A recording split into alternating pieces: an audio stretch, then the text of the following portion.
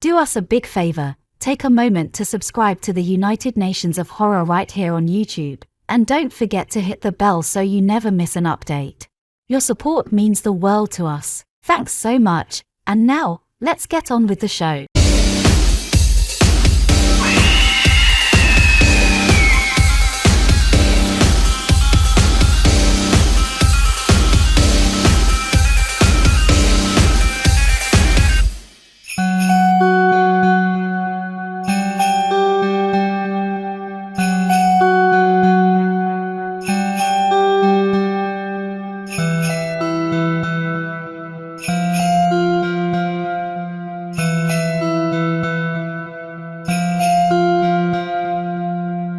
Welcome on, bienvenue, welcome to the United Nations of Horror. We're your hosts, Mark and Jason. Hi, Jason. Merry Christmas, Mark. I understood that. I must be getting better at this. Yes.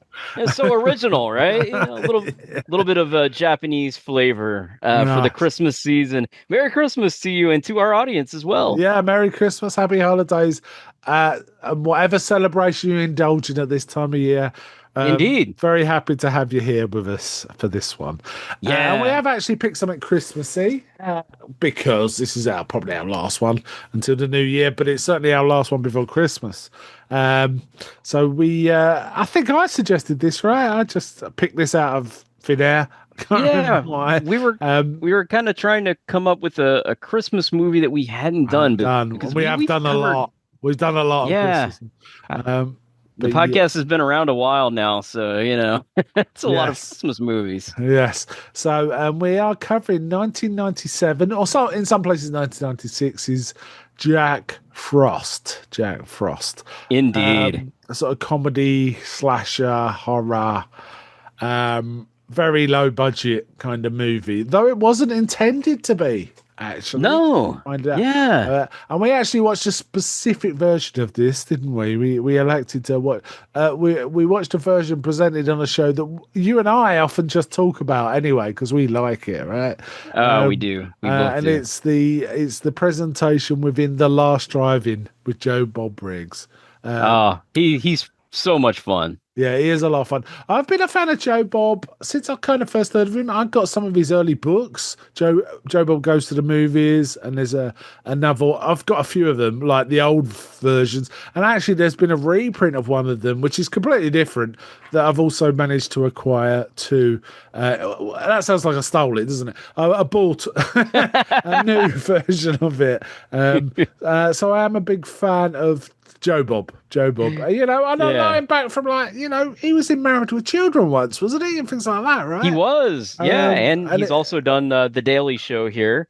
Okay. He's done a lot of kind of side stuff. Yeah, and he's even in a few horror films. They're usually terrible. Yes. And he doesn't mind that. But he has been in some horror films too. So yeah, he's a breath of fresh air. Now I only really know him in terms of a visual, presented on TV from The Last Drive-In, because I've never been able to see any of his other previous shows. But I understand the formats of his previous shows kind of similar. Yeah, he used to do Monster Vision over on TNT, which is like Turner Network Television, I think was what it stood for. I never caught that. I just know that he had a male girl as well. He did, and stuff like that. So the format sort of sticks the same. The Last Drive-In, I do like The Last Drive-In. I'm a big fan. And we get very, very sporadic coverage of it. We get a bit on Shudder, but it's like pick and mix. What you get, I think it's probably to do with rights, the film right, the movie rights, right? Some we just don't get, and some we do. And you get a lot more of it on the US Shudder, but it's still not comprehensive. I don't think they take things out of rotation pretty fast.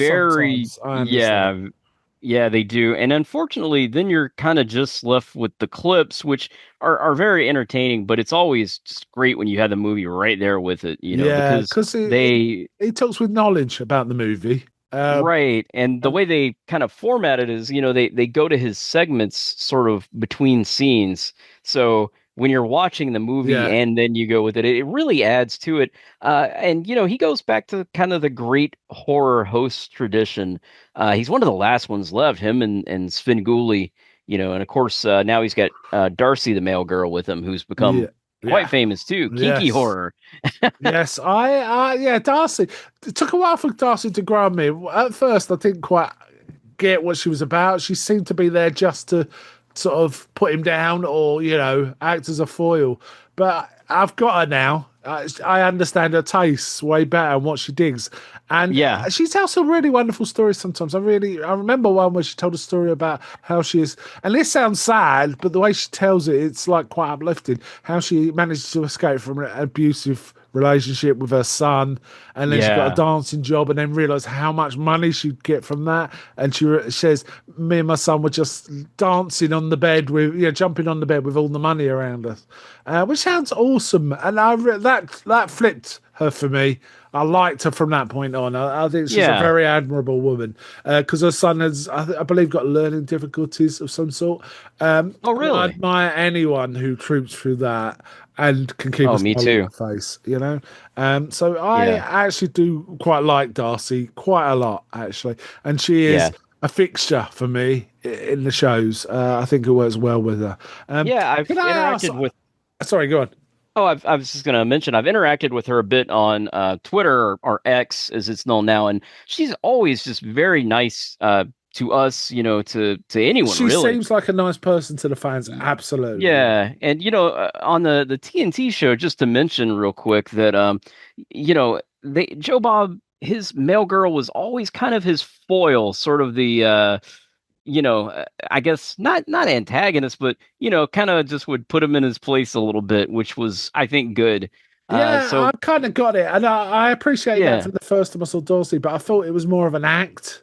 Do you know what I mean? It was like right, right. but no, it feels like it's her, right? To me, Oh, she's I think really so. does mean what she says, and she's into certain horror. I like the fact she's into certain things that Joe Bob isn't into, and I do sometimes too. it's the other Yeah. way, and sometimes they agree, and that's kind of cool too.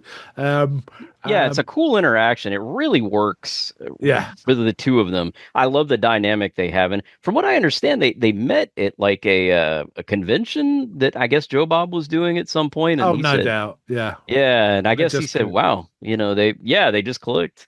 Um, Yeah, there but is a funny moment in this where he actually talks about horror porn, porn yes, parodies or horror parodies of horror films that are porn, like The Evil Head, for example, Evil Head, and things like yeah, that. yes. And actually, Darcy's listed them. She said, "Oh yeah, I was nearly in that one." And like Joe Bob's right, rock about you were nearly in it. Yeah, it was Things funny. like that. Made me laugh. That made me laugh. So I find a lot of joy in there, seeing their relationship, which is one of the reasons we kind of talked about. Can I ask, off the top of my head, and I don't know if you've got a specific one, have you got a favourite last drive-in show where they cover a film or set of films? Is there a particular standout or favourite of yours? Oh my gosh.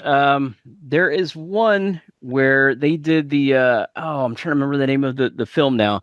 I'm gonna blank here on air, but it's a Japanese horror film that we covered. Was it Tetsuo? That's a good One. one too, but it's the one where they have the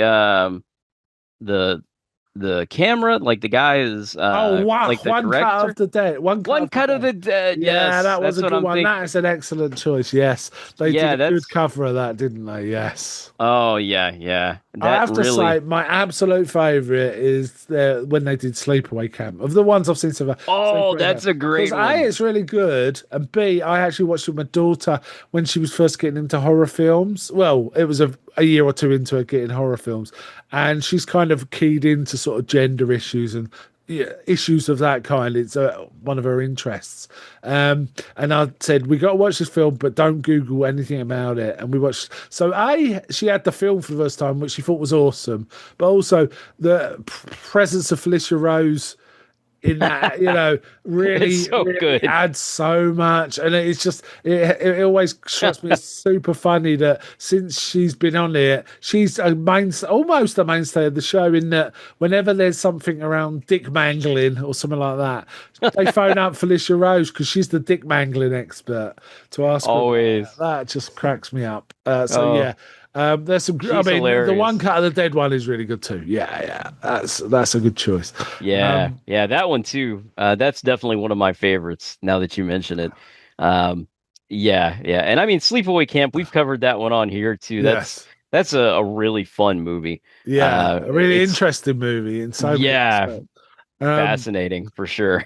yeah, And horror legitimately horrifying at the end. yes. I mean, my God. From the beginning with the Yeah, really yes. dodgy camp counselors and so yeah, all It's sorts going on. yeah, it's crazy. Now they often have in these episodes. We'll talk about the Joe Bob bit before we get to the film. How about that? Yeah. Well, they often have in these episodes a through line. There's like some ongoing thing, and this one, right? This one was in a show called The Red Christmas, which aired on Friday the 13th, 2019. Right, and it was a Feels triple. like yesterday. Yes, it does. It does.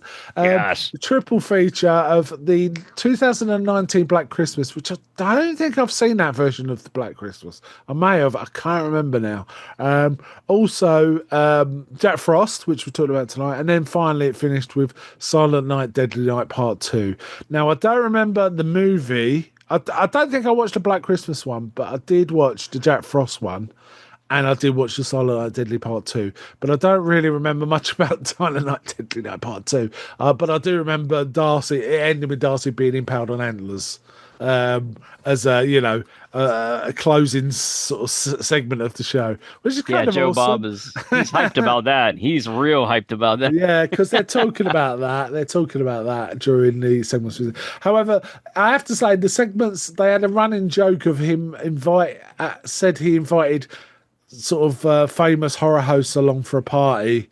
And it turns out people just keep dropping out and not turning up, and he's just getting more and more angry. However, I have to say, didn't really work for me because it just generally looked like Joe Bob was pissed off that no one turned up, and Darcy wasn't really saying much, so he just looked like an angry dude. And every time I went back to it, he was clearly waiting for Elvira, wasn't he? Exactly. Famous female horror host. But the joke bit didn't really land because it looked real. It didn't look like a joke. So yeah.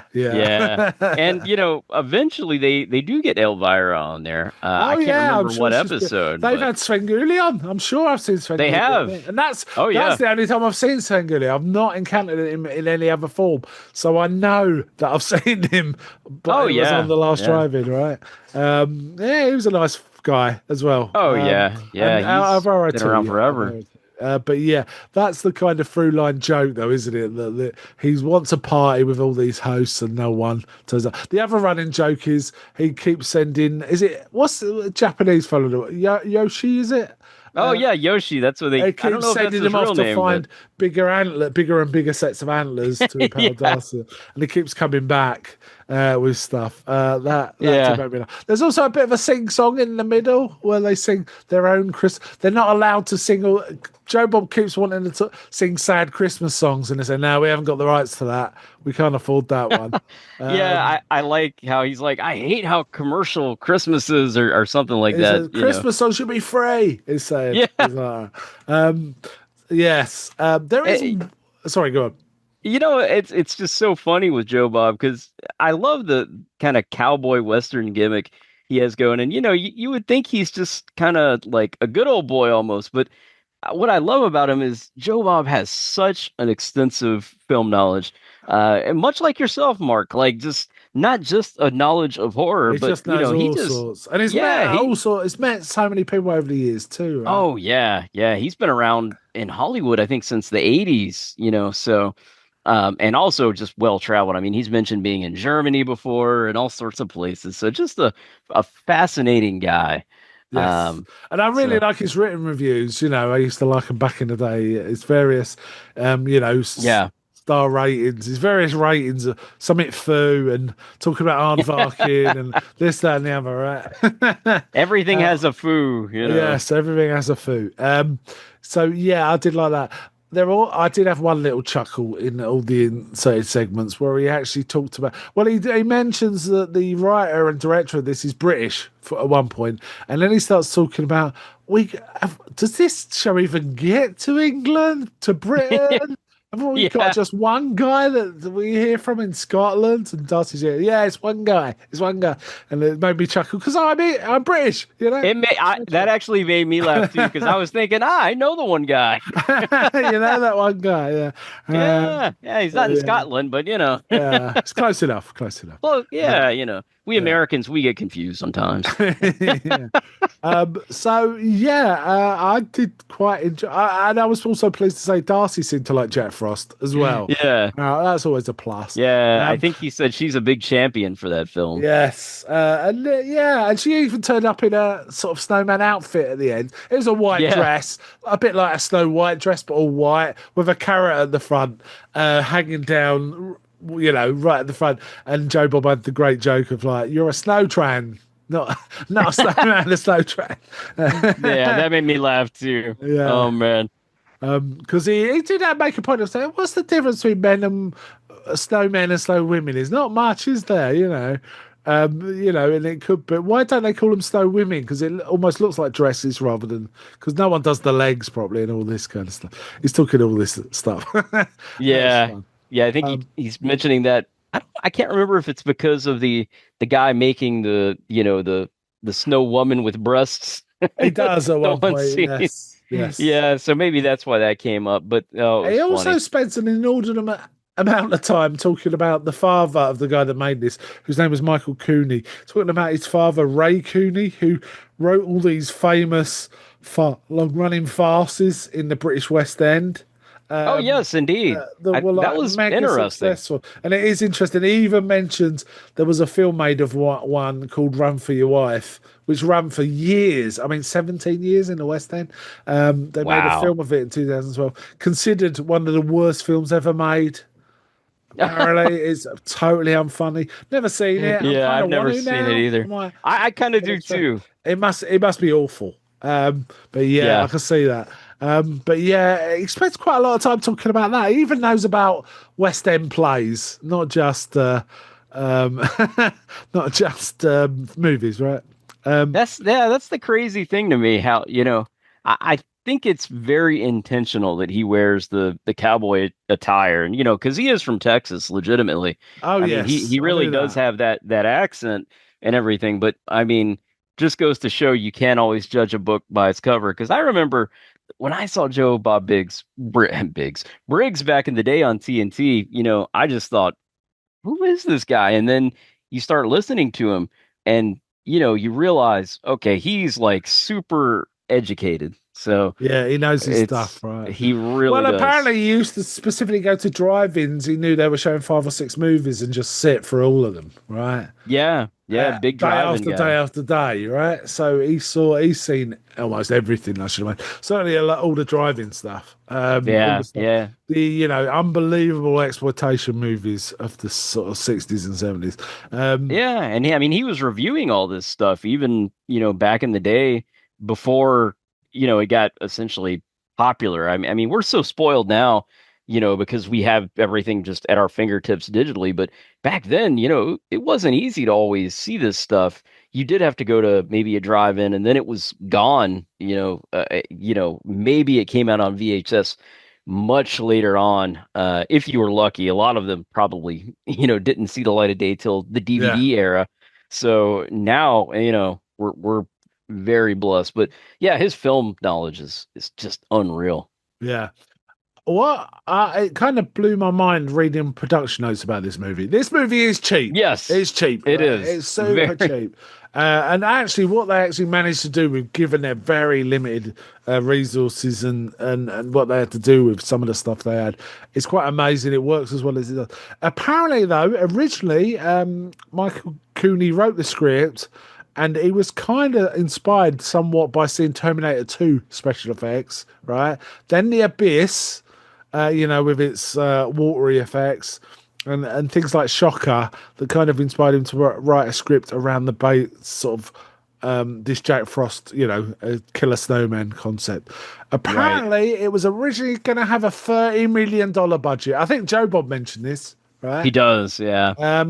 And Rennie Harlin was going to direct. Rennie Harlin, he who directed Long Kiss Goodnight, Die Hard 2, action director, right? Who was Yeah, great stuff. married to Gina Davis, the actress, who read the script and said, "That's the worst thing I've ever read." And given that, he rejected it. And then basically they had to scale it down, and they were asked, "Could you do it from under $1 million?" And for that amount of money, they couldn't even afford a director, so they basically suggested, can you direct to the writer, right? And that's what we get in this, right? Yeah, indeed. The script had loads of much more special effects, so they had to pare it all down. And they had a few models built, but when they received the models, they were basically static. They couldn't even move much. Yeah. And that's what we see here. We kind of get edits around that, right? To be honest, first time I watched it, I didn't know that. Didn't really notice. I didn't either. Yeah, I was the same. But I was watching for it and noticed it much more this time. But only because I'd read this before, all right? So, yeah, it's fun. It is fun. Film. Yeah, I mean, it knows exactly what it is. It's very self-aware. And I think when you realize that, or, if you go in knowing that, you're going to have a lot of fun with it. Yeah, and Shannon Elizabeth's first movie, her of American Pie fame, and indeed, Jay and Silent Bob Strike Back. I think she was in a few others, right? This was her first movie. She's very good. What struck me about this film is there was quite a lot of good actors in there, given the material. I was quite surprised. Yeah. Some of them are not very good. I didn't think, for example, the sheriff was that good, even though he's kind of experienced and a very experienced actor. But there were some others that I thought were really terrific. For example, the FBI guy, the main FBI guy, I thought was okay. But then his scientisty sidekick guy, I thought was terrific. I did too. He is awesome. Yeah. He almost like steals it, Yeah. There's a lot of just good character actors. Yeah, and the guy playing Jack Frost, I thought was amazing, actually, because he plays Jack Frost as a human and as a snowman, and and that all works. I mean, they're kind of also riffing on Child's Play, aren't they? It's kind of, a soul transferred into something. Their excuse was it was a genetic material that bound the DNA to inorganic material. That was what they were. It was nonsense, but yeah. Oh, yeah.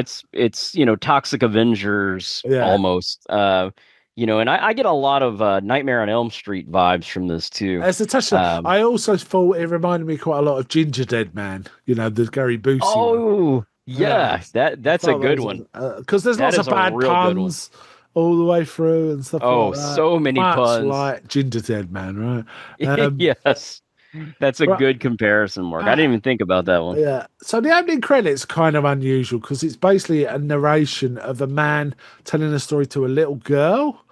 As it pans across a Christmas tree, which have got the credits on it, like the different actors on the different baubles of the Christmas tree, and it's English. Which I thought, why is it an English guy narrating I thought the same thing. The only thing I can think is like things like Scrooge and it's a familiar. Kind of going for that kind of vibe, Yeah, well, in fact, it was Michael Cooney, the writer. He's English, and that was him doing it because they. Oh, was it? Oh, okay. And I've read two different versions of this. Some accounts say he also did the voice of the little girl, which I don't think it was. Funny. It didn't sound like it was a man doing a little girl. It sounded like it was a grown woman doing a little girl. But I think, anyway, it may have been. Yeah. But I've got another account where it says no, certain actress did it. So okay, interesting. Marsha Clark, one of the actresses in it, who played Marla in the, I can't remember who that was, did the voice of the little girl. That seems more likely. Yeah. I think that seems more likely. So essentially, we find out that this guy is Jack. His name is literally Jack Frost. He's being transported on a snowy night, a really bad weather night, to get executed the next morning or something.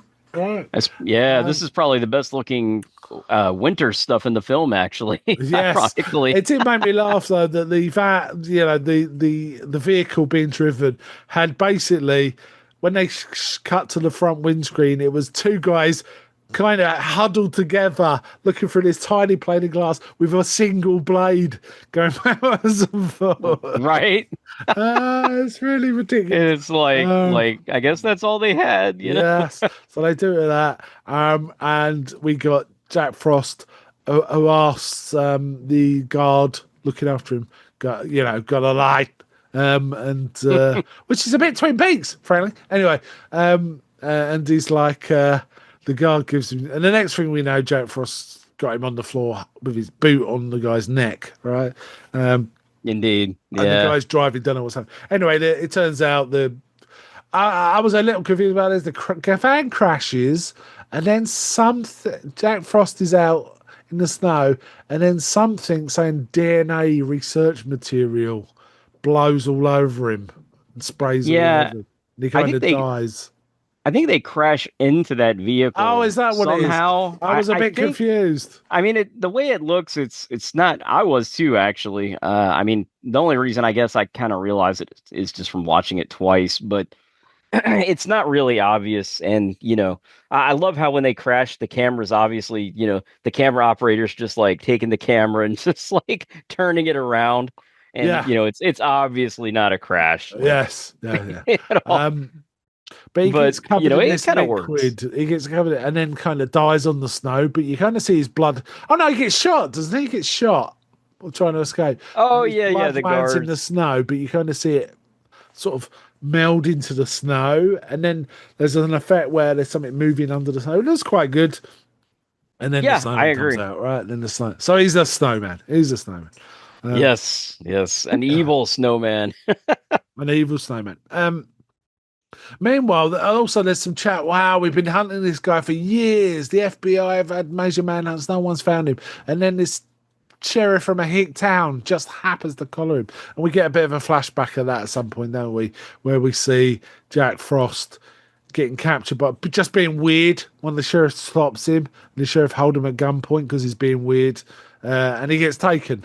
And he promises... I'll get you whatever it takes, right? That kind of thing. So again, a bit like Chucky, it is kind of Chucky-like, yeah.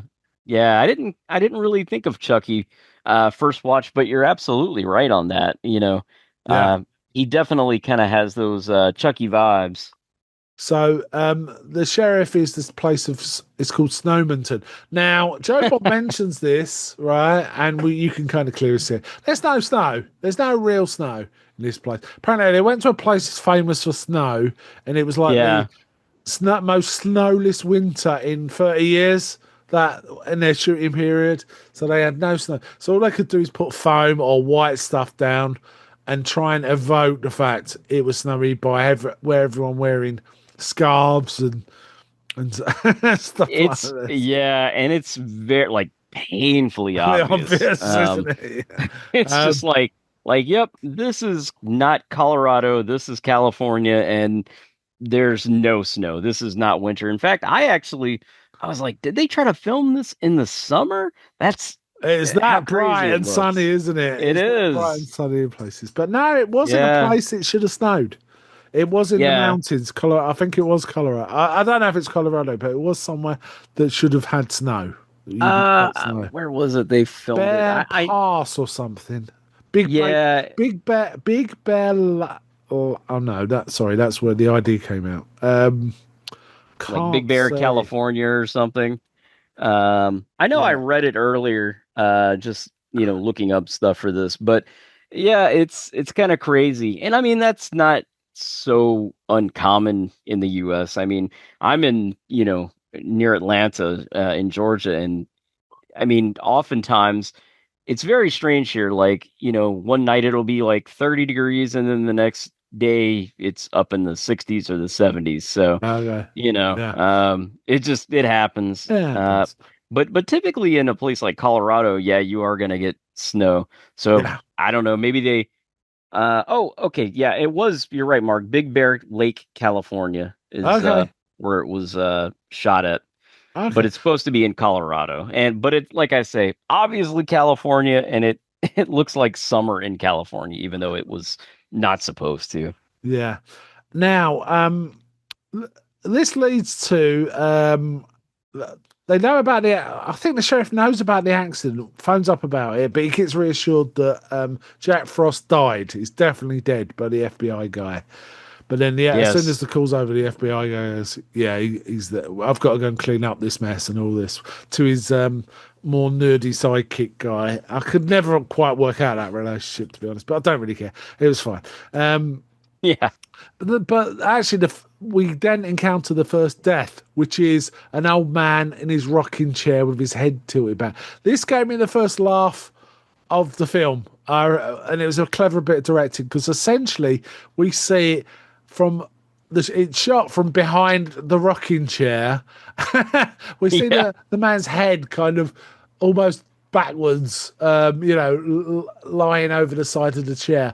But the sheriff and two deputies either side of him were just standing there looking kind of in disbelief at this guy, and it's quite an extended shot of them just looking and talking about it, and that made me laugh. I thought that was comically quite good, and they use it again later as well. Just made me laugh because these inept deputies and sheriff huh? Oh yeah, and I the love how actual the sheriff body was kind of good effect. I agree. Yeah, Yeah. it really did look like it was frozen. An old man who got frozen. They got it from somewhere. That's for sure. Yeah, good makeup job. Yeah. But I like how the sheriff is like, take your foot off the rocker or something like that because he's rocking back and forth. I should have mentioned just before this. It was like, what the hell's that? The sheriff's with his wife and son, and his son saying, "I'm making you some breakfast." And he's making this stuff. I was thinking, what is that? It looked like mince with marshmallows in or something to me. Turns out it was oatmeal.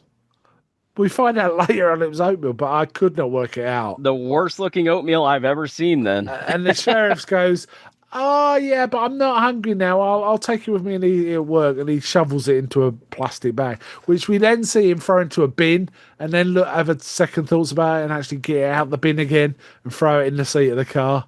This bag of whatever it is. Yeah, so probably the most gory stuff in the film is that concoction. Yeah. Then we kind of see his son out sledding, and then a load of bullies come and start picking on him. But then, it doesn't really make sense. Jack kind of turns up and knocks one of the bullies in the way of another sled, and we get a decapitation. The head comes off. We see it flying through there. It's nuts. It's so cheesy, but and the boys go, great. "Oh, it wasn't me." Me. I love the reaction. No one saw the giant snowman push him, right? No, of course not. Yeah.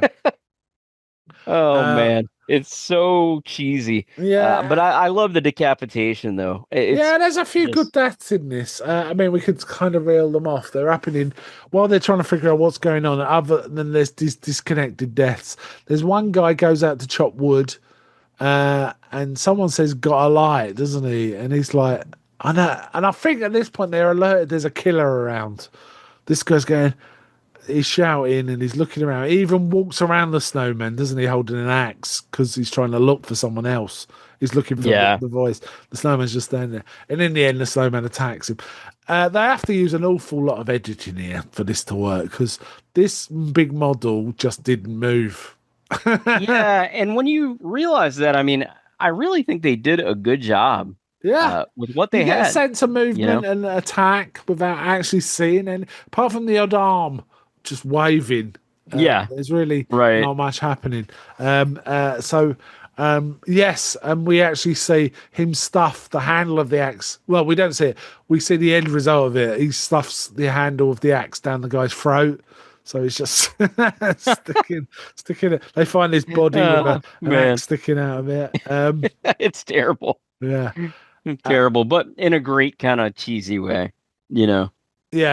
These are the parents of the guy that gets decapitated. So he's the dad. And then the mum's doing some Christmas decorations. And everyone in this town is very quirky. I just should mention. And like the mom is just like, "Oh, everything is wonderful," Yeah. And the dad is super grumpy, like Archie Bunker or something. Yeah, I mean, Joe Bob mentioned this. He goes, one of the Joe Bob when he's talking about it, he goes, one of the reasons this film might work as well as it does, it's got these weird, oddball statements coming out of all of the townspeople that kind of in the tradition of British farce kind of stuff. And because Michael Cooney grew up in that environment where his father was writing all this stuff, did he just inject that into the script and it kind of makes the script work way better? Because there's a line that's amazing. It's I'm just great, coming up yeah. to. There's one line that's amazing and coming up to where Billy's mother, the bully's mother, is doing some decorations, and then Jack Frost attacks her and strangles her with Oh, fairy lights, and then starts bashing her face into the baubles on the floor. Right? oh, it's so over the top, man. God. Oh my God. And every time it comes back, her face has got more lacerated with bits of baubles stuck to it, right? It's It goes kind of on and awesome. on. It's like Home Alone taken to the max, really. It is, And then yeah. he hangs her on the tree. So this poor woman is dead, is hanging with baubles sticking out of her face on the tree. But when they find her, they kind of go up and we get the next shot, another version of the shot where it's the sheriff with the two deputies on either side of him just staring in disbelief at something. And this is like the shots from inside the tree almost, looking at them like the woman's face, like it's from the woman's face. But you're seeing bits of tree across the camera lens, and they kind of look Indeed. at disgust. And then at one point, he goes, do we need to leave her up till the 12th night of Christmas? It's so ridiculous. Oh, And man. there's a lot of Yeah. this going on, and I missed a lot of it the first time. And the first time I watched it was about a year ago. And watching it this time, there was a few things I hadn't even noticed the first time that made me laugh. Like there's one point, there's weird stuff happening, and then suddenly a door opens in the background, and a guy walks out holding a branch with like weird little snowballs at the end of each of the things, just staring at this branch, just walking off. And it felt like it feels David Lynch. Yeah. It was so weird. And you wouldn't even Yeah. notice it usually because there was stuff going on in the foreground. But when you were watching what was on behind, it's a bit odd in places. Yeah, But funny odd, definitely. right? Funny odd. Oh, very funny. Like I say, the film knows exactly what it is, and it has a great self-awareness about it. And they Yeah. were just like, okay, let's just make this as over the top and cheesy as we can. But they do a great job with what they have. I mean, only a $500,000 budget, and bad circumstances. Honestly, even the fact that they had the fake snow kind of makes this even better. Really, it wouldn't hit the same if it had real snow. Yeah. Yeah, it kind of. I like. There was also a snowman competition, and it was clear that no single snowman in this place was snow. It was all fluff, and I don't know Right. what it was. And there was one with breasts, that snow boobs, uh, and that's where we see Yeah. Shannon and Elizabeth saying, "Is it?" And she's saying, "It's not of you. It's this dorky guy that kind of likes this girl, and she likes him, and stuff like that." Yeah. The FBI guy and his friend turn up and say we got to bring in a certain team here, and they said no, there's no one in, and no one. There was also a female officer who was like controlling the desk that was dealing with all these panicked town people. She was really good. Her acting yeah. was really good as well, and it was kind of, she reminded me a bit of Adrienne Barbeau or something like that. Who's often in John Carpenter films. She looked a little like her, is what I mean. And she was a good actress as well, so it Yeah. was pretty good. Yeah. She was not a happy camper. Yeah, but then she makes it clear, no, we're getting snowfall. There's nothing's coming in, nothing's coming out. So the FBI can't bring in the team they want to bring in, right? So it's down to Right. that.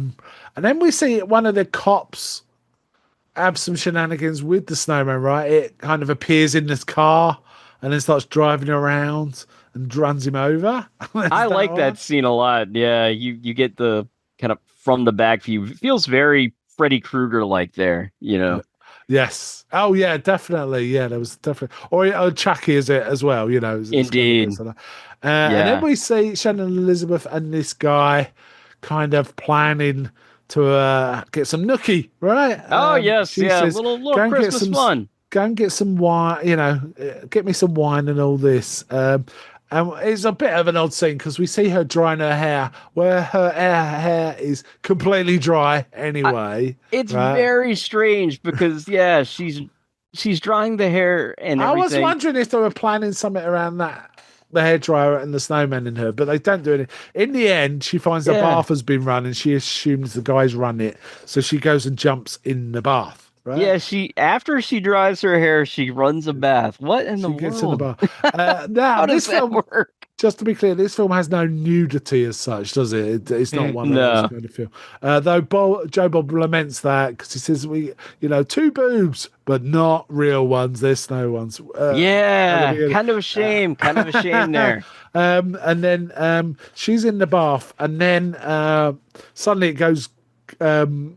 Oh no! First, the snowman attacks Tommy, who's off to go and get some wine by firing icicles out of himself and impaling Tommy. He gets him through the chest and then through the head. Right.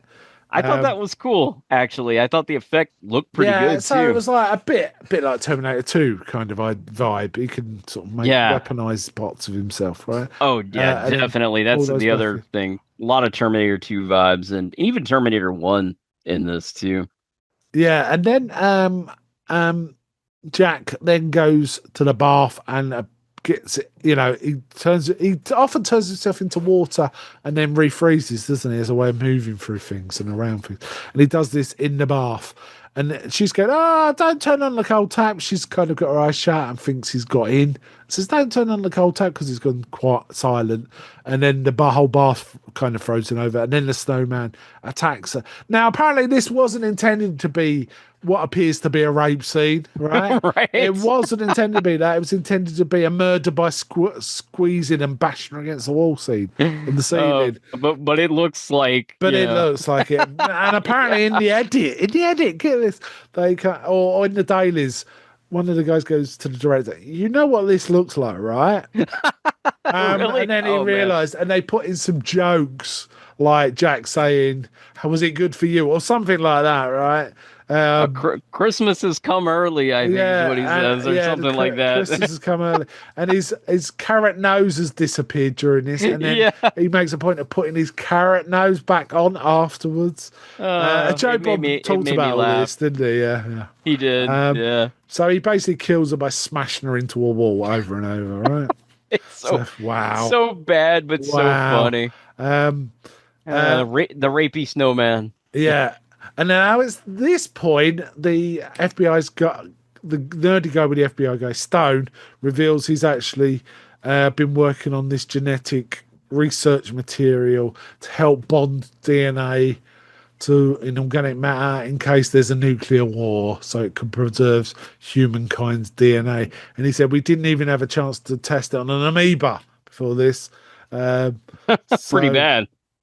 Then he says in a really ridiculous line, yeah, we've managed to figure out the human soul is a chemical. That made me laugh too. It was like, they can come preserve on. the soul in liquid or something. Yeah. So they realise they're trying to figure out how they can kill him, right? Basically, they try and blow him. Yeah, they try and blow him up with aerosol cans, and that doesn't really work. And then they good explosion though. Oh yeah. I mean, there was some good stuff in. Then they realised they could actually use hair dryers because being melted affects him, right? Right, the heat. So they figure they can use hair dryers to drive him towards like an incinerator that might destroy the material. And they actually do get him into a furnace, but he's just gone up as vapor and re-solidifies. But then at one point, Jack Frost traps the sheriff and his son, in the car? And they accidentally just throw the oatmeal at it, and the oatmeal starts to dissolve. This disgusting brown stuff starts to dissolve him. And the sheriff's like, what was in there? And the kid, who should know better, he's about 10, says, I wanted to put something that warm you up, so I put antifreeze in it. Wow. Yeah, it's like, thanks, you would have killed me, son. Which I have to say is a great idea, a way of killing a snowman. Antifreeze. It is. It is. Yeah. So they realised they could use antifreeze because part of its face is melted off and it's screaming and stuff like that. Yeah, And then, which again, I thought that looked good. I really thought they did well with that. yeah, and one of the other towns guys get his about this, and he goes and he's got a flatbed, he's got a pickup truck, an open pickup truck, and he basically throws in a lining sheet and empties loads of containers of antifreeze into it. So he's got an antifreeze bath basically. He's driving around in, right? Indeed, And yeah. they're trying to kind of force the snowmen towards, and in the end they kind of do, and they throw Jack in it, and he starts to melt. They missed their chance there of do I'm melting. They should have done that. Oh, they should have. They should have done that. I do like the scene where Jack Frost goes in there though, because he's like stuck the cop with the ice and everything, and then the sheriff grabs him and tosses him out the window. That's a pretty good fall. I was like, man, for a really, again, a pretty cheap movie, a very good stunt there. Yes, yeah, I liked it. I think it looked well, and they it wasn't quite slow mo. Did they use slow mo? They used a few tricks that made it look good, right? I think two cuts. I want to say, one when he went through the window, and then another. Okay, maybe it was like a dummy that actually fell in the in the antifreeze, but I couldn't really tell. I don't think any of the people we saw hitting things were dummies. If they were, I couldn't really tell. Yeah, when it wasn't. Sometimes real. It was clear it was, but I think they were actually using repeat. Then, so Jack Frost is dissolving in this stuff, and they think it's all over. And then the son goes, "But what about his arm?" And then his arm's still out, and starts trying to strangle the boy. I think, and then they grab the boy and jump in the truck. The sheriff, I think, grabs the boy and jumps in the truck with him, so the arm also disintegrates. Yeah. So, and then what they decide they're going to do is they just bottle it all up again, what was trapped, and they decide they're just going to bury it or put it to one side and not let anyone know where it is. But the American way, bury your garbage. Yeah. So they got all these containers of antifreeze, that have been in the back of a truck. But we see just before the end credits, one of the containers of antifreeze starts bubbling away, suggesting Jack Frost is still alive.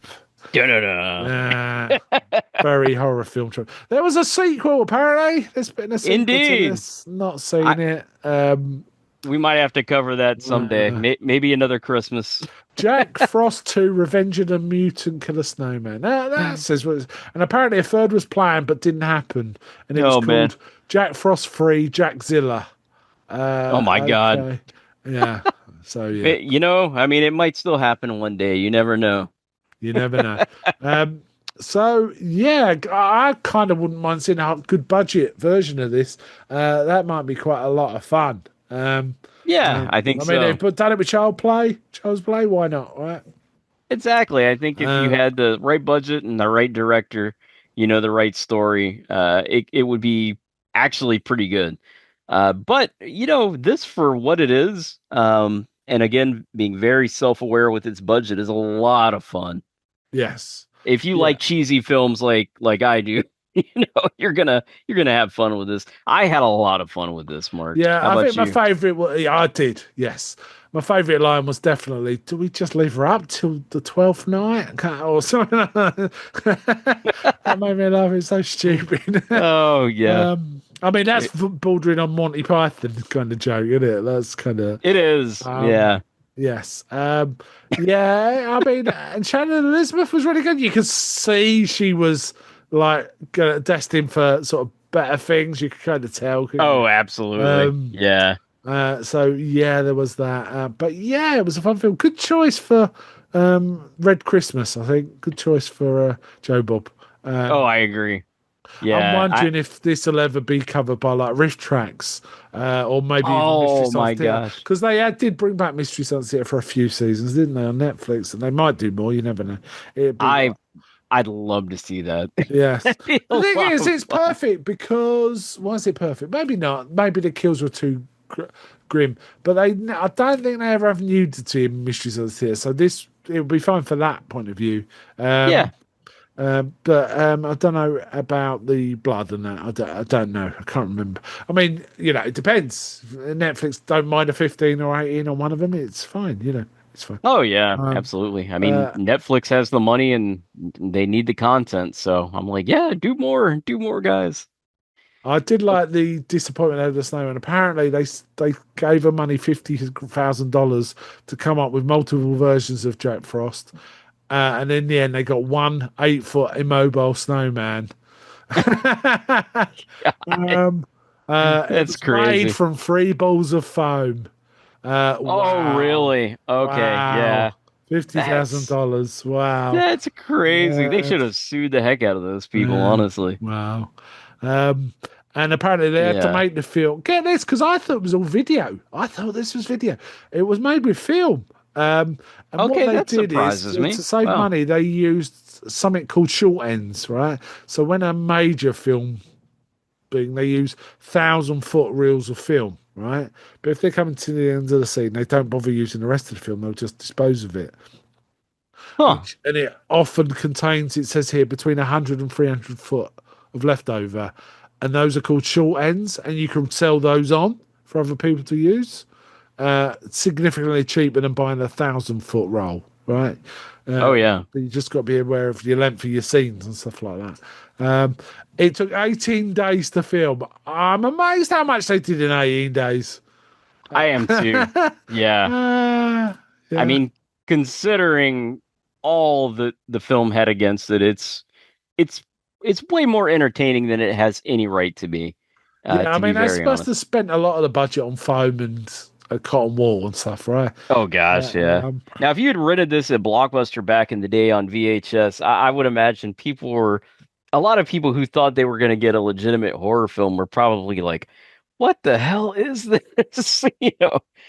I can't imagine, but because I just wonder, like, okay, did people rent this knowing it's sort of a horror comma, yeah, yeah, as Becky would say yes, back in yes. the day. You Yeah, know? yeah. I mean, yeah, it was clearly marketed as a strong horror film. Just look at the poster, right? It Yeah, looks like yeah. a legit full-on horror film. Um, and what's the tagline? There was a funny tagline, wasn't there? Can't see Oh, it. I think so. I can't And remember. I'm from what I understand, there were like several different versions of the cover. I know like one apparently like it had like that holographic kind of thing. So if you looked at it one way, it would look like Jack Frost is like a friendly snowman, and then you look at it another Oh, way and you'd cool, see him cool, cool, with cool, the cool. mouth open and the teeth, and so that looked pretty cool. And Yeah, I do remember seeing these at Blockbuster and Hollywood Video back in the day, in the 90s.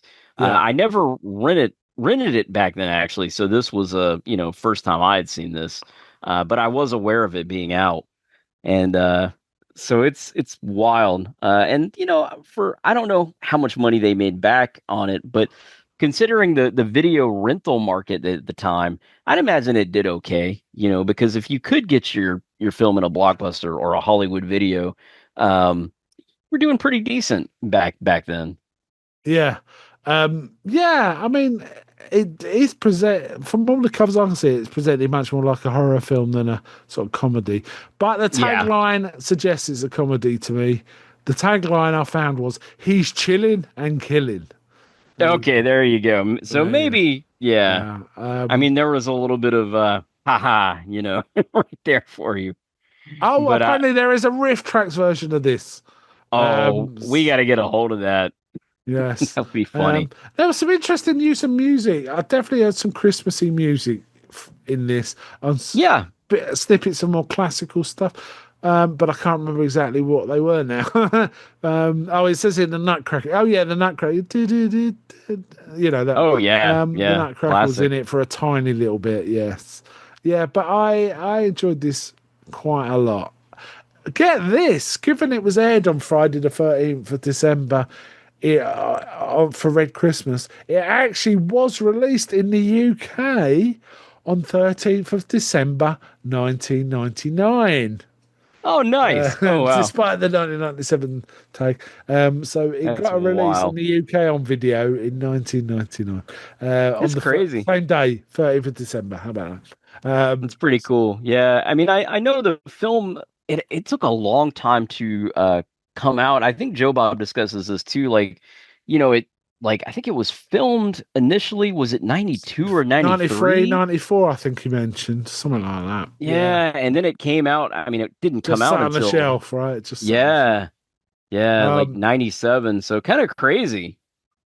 I think I'm looking at some reviews where people hate it, and it's like there was a given the terrible snowman model that they had to work with, right? The immobile snowman. Given Yeah, this was a guy's first time directing, there's some talent here, right? There is a bit. I've already talked about the shots where we're looking at the deputies and the sheriff looking aghast at someone being murdered. Twice they do that, and it's very funny both times. indeed. And stuff Yeah. like that, right? Stuff like that. They're trying, but I did find the acting was really swingy. Some of the people weren't very good, and Oh some of them yeah. were excellent. It's like, wow, they should be in other stuff, you know. Oh, I agree. So yeah, it was kind of swingy, kind of I swingy. mean, to a lot of those people, I would say, like, have you watched some sci-fi original movies from around, 2000s? Because a lot of those are far worse than this. And I don't know that a lot of those films are self-aware like this one is. So, this is just fun, particularly if you're a film fan. I can see though if you rented it just thinking, I'm gonna get like a, Friday the 13th kind of thing. Maybe then you won't like it, but its quirkiness really worked for me. Like I say, I watched it twice in preparation for this, and both times I had fun. Yeah, it was a lot of fun. It was definitely a lot of fun, and it's amazing Yeah. how many films got Jack Frost in. When you Google it, it's kind of there's the Michael Keaton one. There's Santa Claus 3. It's called Jack Frost, and there's various Christmassy shows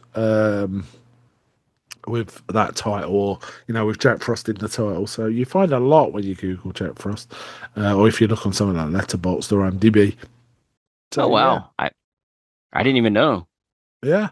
I'm just digging out what I wrote about this on Letterboxd. Sometimes, quite astonishing they got anything this entertaining out of a novice director and a monster that could barely move. Quite a lot of fun, even on rewatch. That's what I put. So yeah, I very much agree. Yeah. yeah, Yeah. um, Should we rate this yeah. or Let's rate it. Do you want to go first? Shall I go first? How do you want to do it? you go for it, Mark. Go for it. I'm going to give it a 3 out of 5. I mean, it wasn't. Okay, nice. It was entertaining. It was better than average, I'd say. Um, and when I talk about averages, I'll talk about all films, right? Yeah. There's a lot of terrible films. There's a lot of boring films made. This was better than all of those. That's all I Yeah. can say. So I'd give this a 3 out of 5. Pretty straight. How about you? Nice. Yeah, I'm pretty close with you. I would probably give it a 2, but at the same time, I really enjoy it.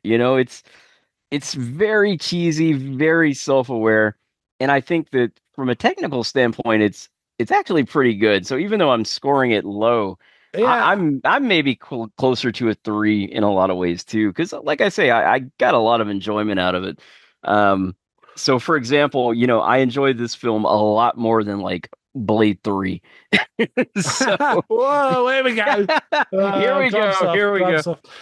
One thing I will say is with the Joe Bobcat, this was over 2 hours, right? This was over It 2 hours. was. Yeah. However, it didn't feel it.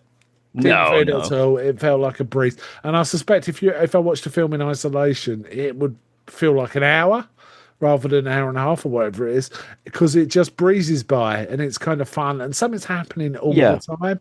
There isn't much sitting around talking going on, right? It just gets on with fun stuff all the way through. So I appreciate they don't pad it. There's a lot of kills in this, and they're all kind of fun one way or another. And what they do with that snowman is quite amazing, considering it's just a big model that doesn't really move. Yeah. A big So piece of foam. Yeah. yes. So yeah, quite enjoyed this. I thought it was pretty good. Yeah, I So, enjoyed it too. so sorry, what did you go with? Two stars, was it? Yeah, I gave it 2. And I watched it. I think it is more fun if you watch it with a group of people. I watched it in a group with a chat the first time, and like you say, it really does fly by when you just watch it. But I enjoyed it again, maybe even more the second time because of the Joe Bob stuff. And I think, Joe Bob always, for me, enhances a film's enjoyment just because, he and Darcy, their commentary, as we talked about at the beginning of this, is just a lot of fun. So, yeah, their interaction it's very solid, very solid. It is, but I enjoyed it both times. So, even though I gave it a 2, maybe in some ways I'm closer to a 3. But yeah, it's fun. It's a lot of fun. Okay, that's cool. Okay, we got some feedback from this, so I'll just Awesome. skip through these. We got 2 pieces of feedback. I'm very interested to hear what our interesting more than we got from Blade, really. It's kind of funny. Yeah, so first one from Kevin Matthews, friend of the show. Hi, Kevin. How are you? Kevin, Merry what's Christmas, up? Kevin. Yes, Merry Christmas. Okay, and what he says is, have seen this one and the sequel that puts a killer snowman in a tropical island setting. Brackets. Yes, really. How about that? At least this film feels as if those making it knew how inherently silly it was, and they had some fun with the concept. It's good, but not great. And I'll just say that a snowman's carrot should not be used for that. Yeah. Indeed. Yes. Agree. Yeah, that carrot. Okay. And the second piece of feedback is from Bruce Hannon. Hi, Bruce. Another friend of the show. Bruce, Merry Christmas. Yeah. I have to say also, before I move on, Kevin also posted a GIF of the snowman. You know that we didn't even talk about this bit. There's one bit where he has to reform himself after he's been kind of bud to pieces, and his head's in the wrong place and his arms in the wrong place and stuff like that. And he's posted the GIF of that bit, and he's saying, "Look, Ma, I'm a Picasso," which is a line from the film. Yes. Oh, that's great. No, and I agree with what he said there too. Like it's, he said it's good, not great, right? Yeah. And so I think that's a really good way to describe this film. It's good, not great, but it's fun. Yeah. So Bruce starts with some poetry, so I'll do my best here, right? All right. Jack was nimble, Jack was quick. Jack gouged eyes with candlesticks. He smashed in skulls and sticks and stones, used iron bars to crush their bones, so he could hide his kills in tiny places and he wouldn't have to see their faces. Right, Bruce, anything you want to tell us? Are you the real Jack Frost? This is way more artistry than this film's got. Just that. I agree. Yeah. Hey, maybe he should go into screenwriting. Yes. Yeah. And then what he says is, what I would say about this movie is I love the opening credits sequence. I thought it was highly effective for the size of budget and a clever way to open the storytelling. Unfortunately, the rest of the movie wasn't as effective with anything else. Oh dear. The acting was poor, the special effects were poor, the kills were poor, the way it was shot was poor, and the fact it looked like it was made during the summer is poor. I have to say, I take exception to some of that. I've already talked about, I felt there was some tiny bits of creativity throughout that I quite like. Some of the shots of the aghast sheriff and his deputies kept consistently made me laugh each time that happened. For example, it's basically like a cheaper version of a trauma movie. Or perhaps on a par with something like the Ginger Dead Man. Yeah, it's definitely on a par with the Ginger Dead Man. Yeah. No, indeed. Actually, it's a level below in terms of budget and stuff for the Ginger Dead Man. Yeah, there we go. We found it. Having said that, I do actually find it pretty funny for mostly the wrong reasons. The bath kill is pretty amusing, and the acting and overall sequence with the antifreeze death at the end is worth a watch alone.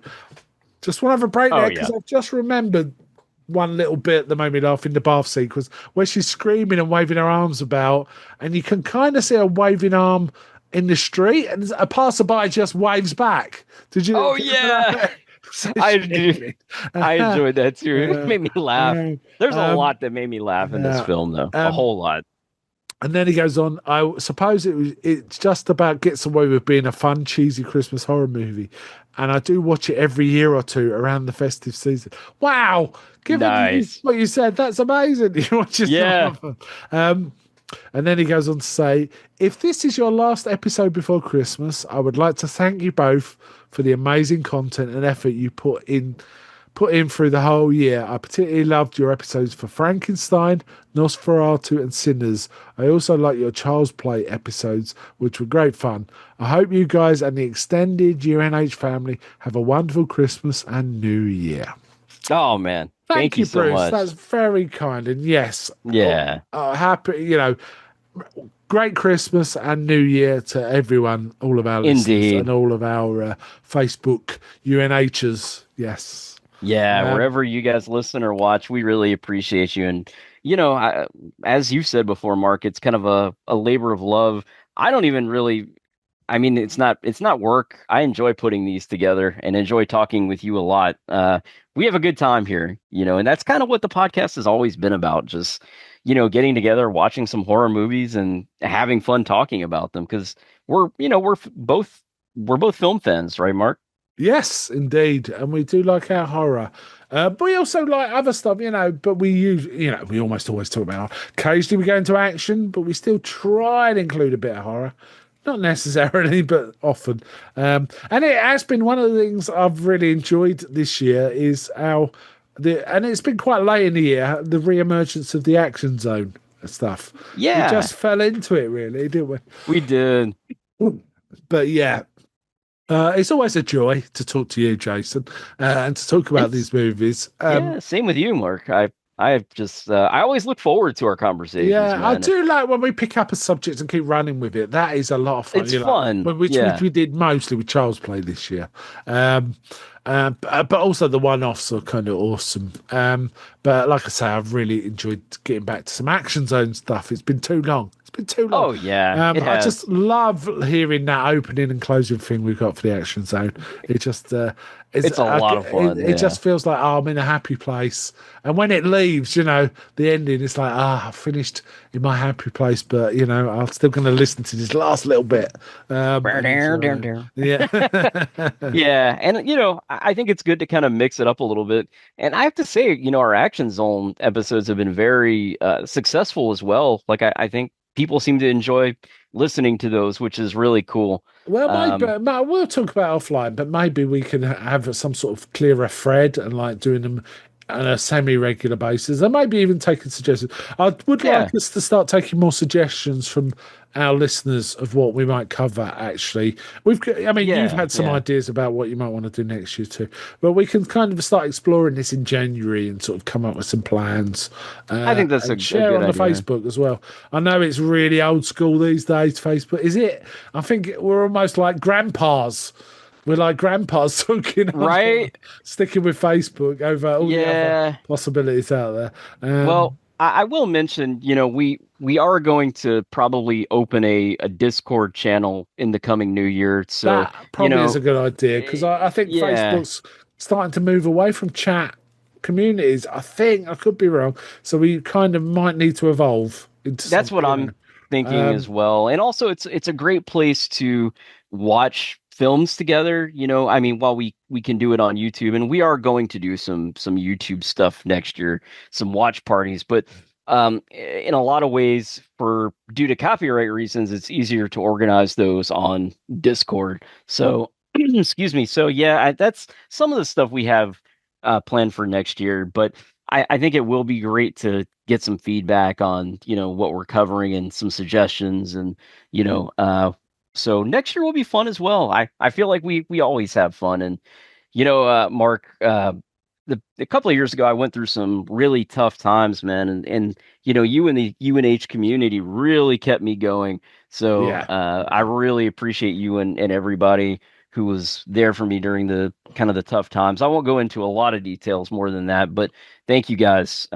All of you, and you all know who you are. Yes. It's always good to help a friend, isn't it? It always is. And it's always good to know there's friends as well. Absolutely. Okay, so this is no more chick flick moments from now on, Right, from right, in right. this episode anyway. Right? No Yeah, more chick flick yeah. moments. We got to keep it So, manly. but we are we are gonna now finally wish you a final Merry Christmas and Happy Holidays, and have a great time. Have some time off and hopefully recharge those batteries. And we'll see you here like next year. 2026. Let's hope the years will start getting better for everyone, right? Let's hope that's the way life starts to go for everyone on the planet, right? Yes, that's what I'm hoping for. A better tomorrow, better future, and more fun. Lots of more fun times ahead, Yeah, right? if the world can't get better, we'll try and get better. Let's try and put it out. Let's put it that way. We'll be here to make you laugh and stuff, right? Absolutely, absolutely, Mark. So, with that, let's close out, shall we? Yeah, that's a good way to close. All right. Well, thank you to everyone for listening and watching throughout the year. As we said, it's just been a lot of fun. So we're gonna continue on in the years ahead, and I don't think we're going anywhere, thankfully. And so we hope you'll continue to take that journey with us throughout horror and some action as well. So again, come join us on our Facebook community. We're at www.facebook.com/groups/UN of Horror. And we'll get you the Discord info here soon. With Discord, it's a little different, but we'll get you information on that, and also we'll be leaving links and everything in the future. Yeah, so, and we'll try and be there to help people out with that because it is slightly different. I'm still getting my head around Discord, but there's lots of ways you can talk to each other, and that means sometimes you can miss the communications because everyone else is in somewhere else talking to. It's like coordinating that sort of thing. It's getting it right. And getting yeah. Thankfully, at first I think it will continue to be a fairly small community, kind of like the Facebook group, which in a lot of ways is good. But we'll help everyone who is interested in that. And, the Facebook is not going anywhere either. Let's just mention that. So no, it's just I'm aware Facebook is kind of making moves to sort of change the way chat works. So I'm kind of aware of that, Right. And I don't know the exact details, but I know there are moves afoot. I don't know why Facebook would do that, but I've got a feeling that might be on the horizon, right? Yeah, I don't either. But again, that's still there. So, again, find us on facebook.com/group/UN of Horror. And of course on YouTube, where so many podcasts are now as well. So you can find us on www.youtube.com/@United Nations of Horror. And of course, wherever you listen to your fine podcasts, whether it be Spotify, iTunes, and many other places, just look up United Nations of Horror and you'll find us there. So bye from me. And bye from me. And we'll see you next year, right here on the United Nations of Horror. They told me,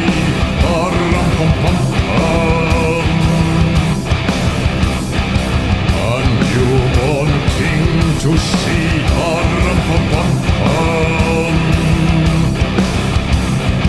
our finest gifts we bring,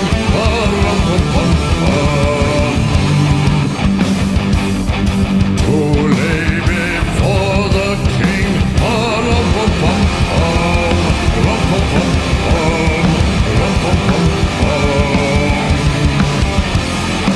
so to honor him,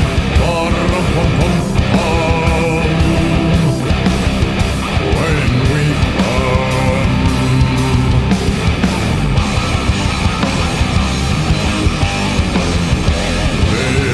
Little baby,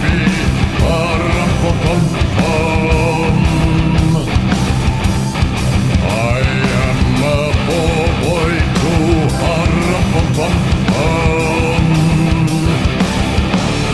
I have no gift to bring,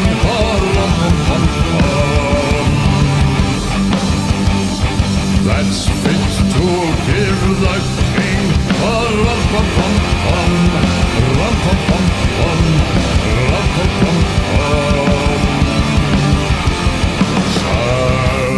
I play for you, on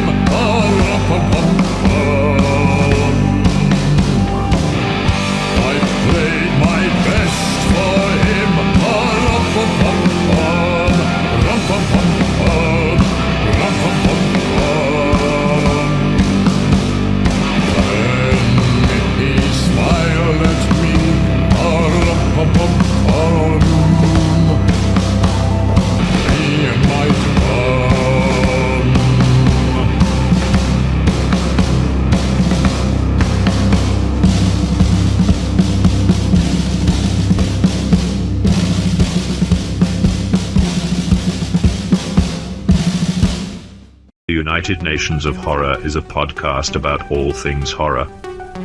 From thrillers of yesteryear to today's modern horror, we are here to present fun and intelligent conversation about the genre films we love.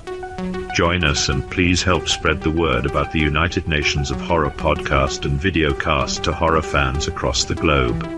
Find the podcast on all fine podcasting services. Join us on Facebook by simply going to facebook.com and entering in United Nations of Horror. You can also find us on YouTube by going to youtube.com and searching for United Nations of Horror podcast.